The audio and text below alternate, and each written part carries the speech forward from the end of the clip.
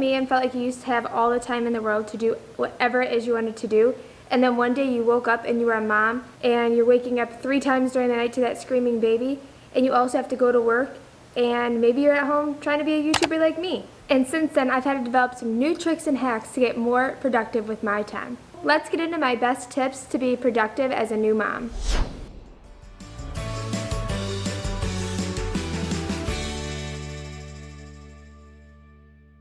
Tip number 1, get yourself ready first thing when you wake up. I felt the reality of the effectiveness of this tip for years. I thought that I should just get up, and if I started working immediately on whatever it is I wanted to do for that day, I'd be more productive.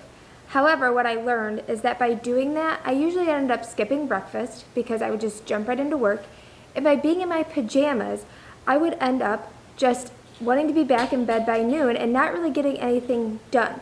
Since being a mom, what I've done is I get up and I at least change my clothes, usually into something comfortable. I'm not getting into my fanciest dress or anything like that.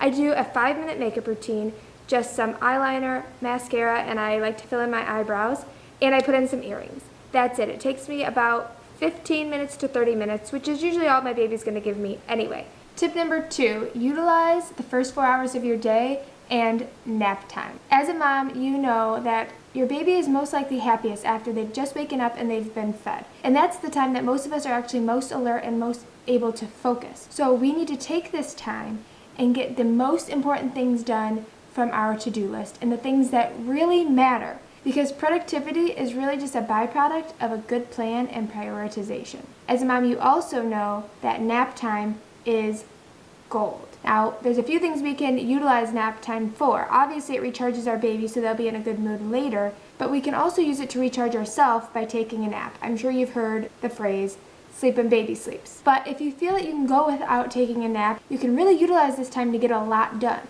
And if you've already gotten your to-do list done in the morning, you can add a few more things to it to get done during nap time. And that leads me to tip number 3. Keep a running to-do list. Since having a baby, my brain has decided that it doesn't need to remember anything anymore, and it's just going to forget it all so that I can utilize that space to take care of my baby. To combat this, I keep a running to-do list of everything I need to do, whether it's today, tomorrow, or next week. The extra part of this, so I don't forget about the list, is I keep a widget on my phone on the main screen, so anytime I open my phone to do anything, which is many, many times a day, I have my to-do list staring me right in the face to remind me to get focused and back on task so I can be productive. I personally like the app Colornote. If you want to know more about Colornote, comment in the description below and maybe I'll do an entire video just about my to-do list with Colornote. Tip number 4 is have play places for baby in each room that you need to get stuff done. My baby needs to see something different about every 20 to 30 minutes or he will start fussing and not be happy. So what I've done is I put different areas for him to sit and play in each room where I need to get things done. And I have it in a routine so I know where to move him each time next and what I'm going to do next. By having different devices and toys in each area, I can get done what I need to get done while keeping my baby happy and also keeping him in sight. Tip number 5 is to multitask. Now hear me out. No one can actually focus on 2 or more things effectively at one time. You're actually switching tasks. However, you can do a physical task while doing a mental task at the same time. Here's a great example. When I work on my YouTube videos or I'm on the computer working, I actually pump. I didn't originally do this. I was pumping and like watching TV or just being on my phone.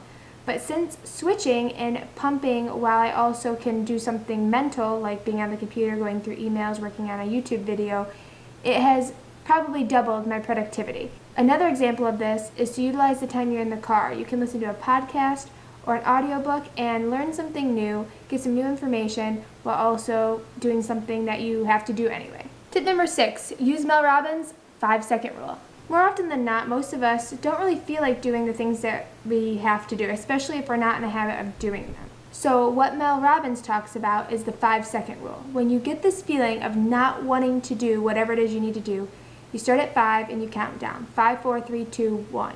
And at 1, you have to get up and do whatever it is that you need to do. If you still didn't get yourself up, you do it again. And you do it again until you get yourself up. It's a little hard at first, but once you get the hang of it and you realize you're gonna have to do it anyway. It just makes it so much easier and you get so much more done if you stop procrastinating. If you watch your video, there is some science behind this, so it's not just counting to 5 and it seems kind of silly, but it tricks your brain and allows you to get done what you need to get done. Tip number 7.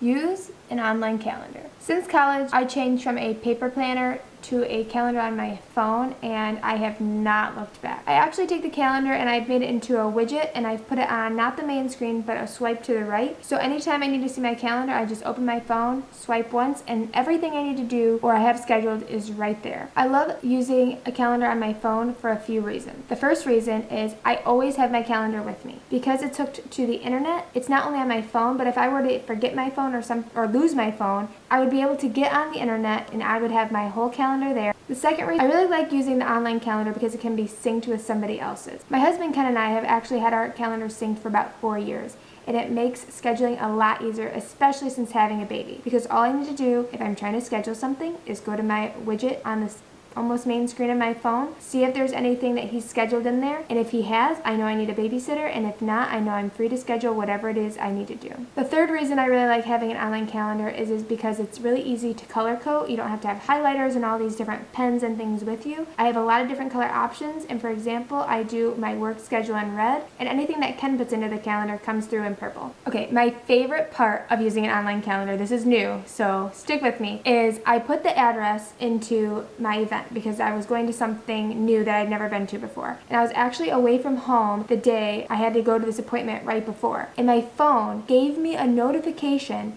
about 10 minutes before I needed to leave from where I was at to make it to where I was going. Now, if you don't know me, I'm kind of known for being a chronically late person. However, now with this new notification thing, I'm hoping to be on time a lot more often, and it's definitely not something that any paper planner could offer you. Number 8, save numbers in your phone right after you use them. As a mom, I have had tons of new phone numbers come into my life. Pediatrician, OBGYN, which I was established with before, but you get the idea. There's going to be a lot of phone numbers that you're going to have to use kind of regularly, but not so regularly that you're going to remember them. Who really remembers phone numbers today anyway? So what you can do, instead of having to look up that phone number each time you want to use it, just save it in your phone immediately right after the first time you use it, and you'll have it available to you quickly each time you need it without having to go to your browser, look up whatever it is you're looking for. If you can even remember the name of the place or the person, you'll just have it available in your phone. I usually give them names like pediatrician and then I'll put Dr. So-and-so because in that moment I might not remember his name and I know I'll put something like pediatrician and it's going to make your life a lot easier, a lot quicker, and a lot more productive. My 9th and final tip is to prioritize your to-do list the night before by making the 3-item to-do list. I know.